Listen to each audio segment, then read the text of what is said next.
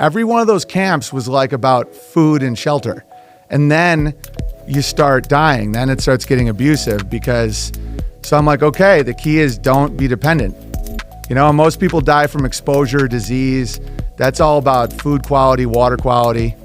And so big armies don't really go to small towns. Yeah. They go to like big cities.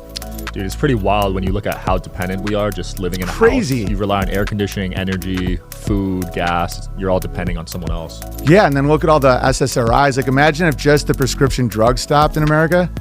Just imagine that, like the amount of people on antidepressants or on all these drugs. And then, yeah, you have no heat, you have no water. You know, they say we're 9 meals away from revolution at all times. Wow. 9 meals. When you put it that way, that is. Isn't that crazy? Yeah, that's mind-blowing. So that's why I'm like milking goats and cows. People were calling me insane because I had like a good Hollywood career. I was like in sitcoms and movies and stuff. And people genuinely thought I like went crazy, and now they don't. They're like, oh, I see it.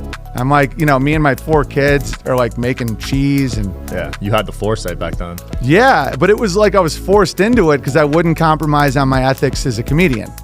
So I'm like, I have to do my job properly. They're like, well, then you're not allowed to make money doing this, and you have to wear a mask. I'm like, I'm never wearing a mask. I never wore one once. And then it's like, oh, you can't go in the grocery store. I'm like, how do you grow food? You know, and I just did. Now we have 100 chickens and alpacas and cows and goats and ducks. And my kids living like at a Norman Rockwell painting, you know? Yeah.